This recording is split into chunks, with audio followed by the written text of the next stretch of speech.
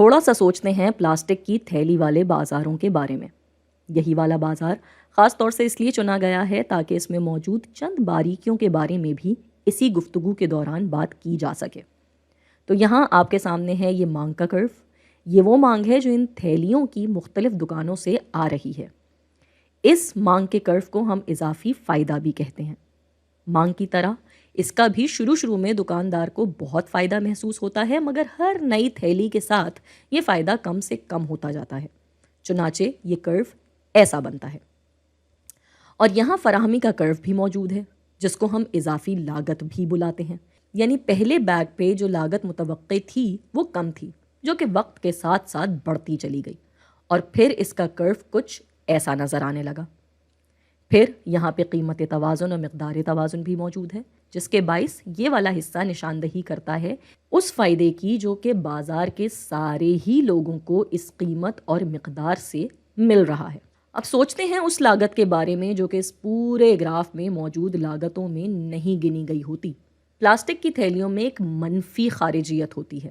یہ منفی اس لیے ہوتی ہے کیونکہ اس سے ایک لاگت منسوب ہے جو کہ اس صورتحال میں اس اضافی لاگت میں شامل نہیں ہوئی بھی ہوتی۔ ہمارے پاس اکثر مثبت خارجیت بھی ہوتی ہے جو کہ فائدہ مند ہوتی ہے، مگر یہاں ابھی یہ خارجیت منفی ہی ہے، جیسے کہ ان کو کچرے کے طور پہ پھینک دیا جا سکتا ہے، اور یہ وقت کے ساتھ ساتھ باقی چیزوں کی طرح ختم نہیں ہوتی، جس کی وجہ سے یہ ماحولیاتی آلودگی کا باعث بنتی ہیں اور اکثر جانوروں کی موت کی بھی ذمہ دار ہوتی ہیں۔ اس کی بنا پہ یہ ہوئی اس کی منفی خارجیت، اور یہی وہ لاگت ہے جو کہ اس سے منسوب ہے۔ اب مثال کے طور پہ ماہرین اس بات کا فیصلہ کرتے ہیں کہ اس کی 0.02 روپے کی فی بیگ لاگت ہے۔ اب اس لاگت کو دیکھتے ہوئے پلاسٹک کی کل کتنی تھیلیاں خریدی جانی چاہیے یا کل کتنی تھیلیاں بنائی جانی چاہیے، اور کیا ہوتا ہے جب اتنی ہی تھیلیاں بنائی جائیں جتنی ہم اپنے سامنے دیکھ سکتے ہیں۔ اس کو سمجھنے کے لیے ایک نیا کرو بناتے ہیں۔ یہ تو ہے ہمارا فراہمی کرنے والے کی اضافی لاگت کا کرو۔ اب ہم بنائیں گے فراہم کرنے والے اور معاشرے کی اضافی لاگت کا کرو۔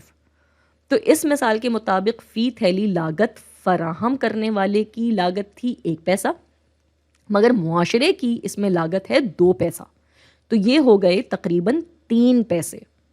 اور ایسے میں ہم نے بنا لیا فراہم کرنے والے اور معاشرے کا ایک ملا جلا کرو۔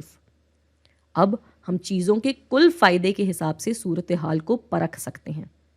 پہلے جب 5 پیسہ فی تھیلی کی بکائی کے حساب سے دیکھا جا رہا تھا تو ہمارے فائدے کا حصہ ہمارے سامنے تھا، مگر اب جب ہم نے اس معاشرے کی لاگت بھی ساتھ لگا دی تو یہ فائدے کا حصہ نسبتاً کم ہو گیا۔ یعنی یہ وہ والا حصہ ہے جو کہ کل اضافی فائدہ ہے، یعنی وہ فائدہ جس میں کل لاگتیں نکال لی گئی ہیں، یہاں تک کہ خارجیت والی لاگتیں بھی۔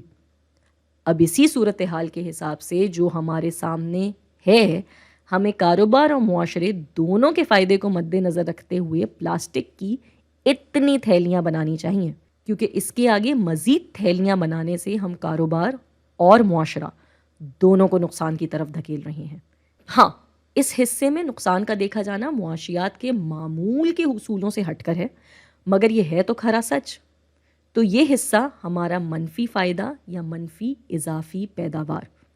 تو یعنی اگر ہم وہ کاروبار ہیں جو کاروبار کے ساتھ ساتھ معاشرے کا بھی فائدہ کرنا چاہتے ہیں تو ہم اس قیمت اور اس مقدار پہ ہی ان تھیلیوں کا کاروبار کریں گے۔